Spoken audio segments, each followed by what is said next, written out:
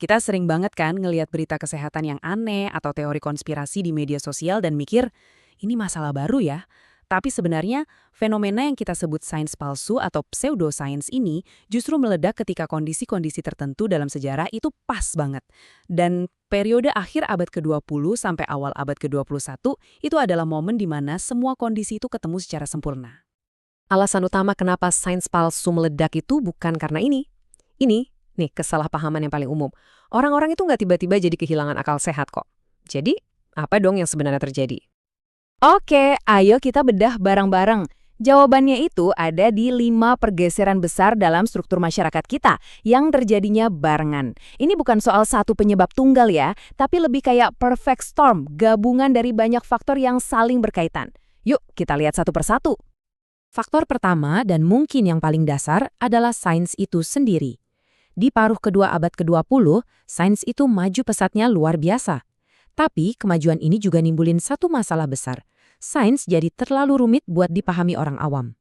Coba deh bayangin bidang-bidang kayak mekanika kuantum atau rekayasa genetika.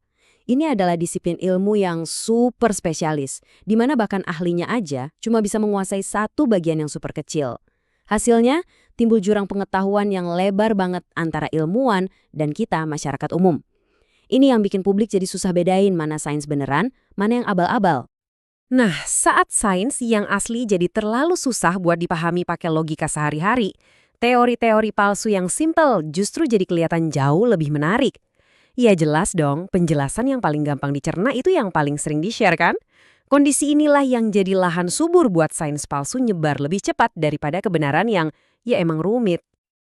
Oke, sekarang kita masuk ke faktor kedua, yaitu perubahan total dalam cara kerja media. Di era ini, media itu berubah dari yang tadinya penjaga gerbang informasi jadi panggung hiburan. Akurasi seringkali jadi nomor 2, yang penting engagement. Masalah utamanya itu namanya asimetri informasi. Gini, buat menghasilkan sains yang beneran, itu butuh verifikasi, butuh data, prosesnya lama, dan mahal. Sementara sains palsu, cukup satu orang, satu ide, udah jadi. Jauh lebih gampang, lebih murah, dan lebih cepat buat bikin kebohongan daripada membuktikan kebenaran. 3 tren ini ketemu dan menciptakan badai yang sempurna. Pertama, TV mengubah sains jadi pertunjukan yang sensasional. Terus internet datang dan ngasih panggung buat siapa aja ngaku-ngaku jadi ahli. Ditambah lagi, model bisnis iklan yang cuma peduli sama apa yang viral, bukan apa yang benar. Sistem ini secara struktur malah ngasih penghargaan buat sains palsu. Faktor ketiga ini soal psikologi kita. Sains palsu itu tumbuh subur di tengah masyarakat yang lagi cemas. Wajar kan? Waktu dunia terasa kacau dan menakutkan, orang-orang itu secara alami nyari jawaban yang simpel dan menenangkan. Era ini tuh penuh sama ketakutan yang menyebar luas, mulai dari ekonomi yang nggak pasti, krisis lingkungan, munculnya penyakit baru, sampai perubahan teknologi yang rasanya terlalu cepat. Semua ini menciptakan ketakutan kolektif, sebuah perasaan kalau kita tuh udah nggak bisa lagi ngerti atau ngendaliin dunia di sekitar kita. Dan ke dalam lubang kecemasan inilah sains palsu masuk. Pseudoscience nawarin cerita-cerita yang simple dan penuh harapan. Ada konspirasi di balik vaksin, ada air ajaib yang bisa nyembuhin, ada suplemen yang bisa ngatasin semua penyakit. Kisah-kisah ini laku keras karena ngasih rasa kontrol dan kepastian di dunia yang nggak pasti. Jadi, poin krusialnya adalah saat kita cemas, secara psikologis kita jadi lebih gampang kena bias konfirmasi. Kita jadi cenderung nyari dan nerima informasi yang rasanya bener dan nenangin hati, sambil nolak kebenaran yang rumit dan malah bikin tambah cemas. Kita jadi lebih milih cerita yang indah daripada data yang bikin pusing. Nah, faktor keempat ini soal duit. Ada kekosongan regulasi yang gede banget yang bikin kepentingan komersial bisa dengan bebasnya memakai bahasa ilmiah buat jualan tanpa ada pengawasan yang berarti. Anda pasti sering dengar kan kata-kata ini di iklan? Kuantum, enzim, detox. Kedengerannya canggih dan ilmiah banget. Nah, perusahaan-perusahaan ini tahu kalau masyarakat umum nggak cukup paham buat ngebedainnya. Jadi mereka tempelin aja kata-kata ini di produk mereka biar kesannya ilmiah. Padahal nggak ada dasar sainsnya sama sekali. Begini cara kerjanya. Karena regulasinya longgar, perusahaan bebas pakai jargon ilmiah buat marketing. Publik yang literasi sainsnya kurang, ya nggak bisa bedain. Akibatnya, Terciptalah sebuah sistem pasar di mana produk palsu yang kedengaran ilmiah malah bisa lebih laku daripada produk yang beneran didukung sama sains. Dan ini dia faktor terakhir, yang mungkin jadi pamungkasnya, runtuhnya kepercayaan publik ke institusi-institusi tradisional dan para ahli.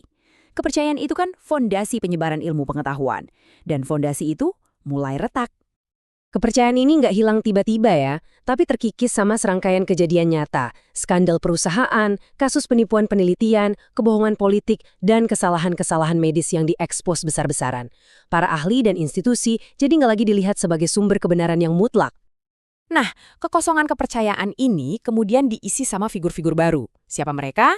Influencer karismatik di media sosial yang rasanya lebih dekat, lebih nyambung, dan lebih bisa dipercaya daripada seorang ilmuwan yang entah di mana.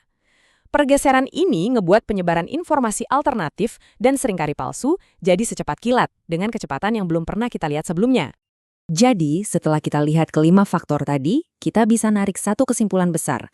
Ledakan sains palsu ini bukanlah masalah perorangan, ini masalah sistemik. Coba kita ulangi poin ini, karena ini benar-benar penting banget. Pseudoscience itu lahir bukan karena kebodohan atau kelemahan manusia. Ia adalah produk sampingan yang nggak bisa dihindari dari 5 perubahan struktural yang terjadi barengan. Sains yang jadi terlalu rumit, media yang jadi panggung hiburan, kecemasan masyarakat yang naik, pasar yang nggak diatur, dan runtuhnya kepercayaan pada otoritas.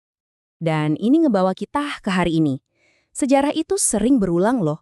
Sekarang, kita lagi menghadapi gelombang baru dari sains yang super kompleks dan susah dipahami publik, kecerdasan buatan atau AI.